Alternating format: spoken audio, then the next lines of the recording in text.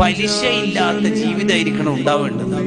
ഒരു ദിർഹം പലിശയിലൂടെ ഉള്ളത് 30 വ്യഭിചാരത്തിനേക്കാൾ കടുപ്പെന്ന് പറഞ്ഞാൽ അത് വെറുതെ പറയണല്ലോ.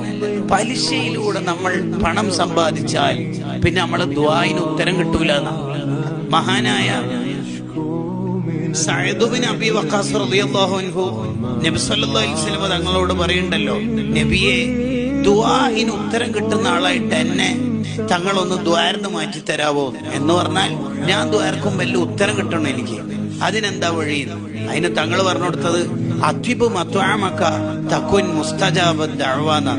മോനെ സഅദ്, മോന് കഴിക്കുന്ന ഫുഡ് ഹലാലാവണം, എങ്കിൽ മോൻ ദ്വാരുന്നതിന് ഉത്തരം കിട്ടും. നമ്മള് ഹറാമായ സമ്പാദ്യമാണെങ്കിൽ, മത്വഅമുഹു ഹറാം, ഫുഡ് ഹറാമാണെങ്കിൽ ഫഅന്നാ യുസ്തജാബു, എങ്ങനെയാ ദുആഇന് ഉത്തരം കിട്ടുക എന്ന് നബി സല്ലല്ലാഹു അലൈഹി വസല്ലം തങ്ങൾ ചോദിക്കുന്ന ചോദ്യമാണ്.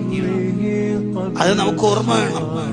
പലിശ ഇടപാടുണ്ടാവരുത്, ഹറാമായ സമ്പാദ്യം നമുക്കുണ്ടാവരുത്.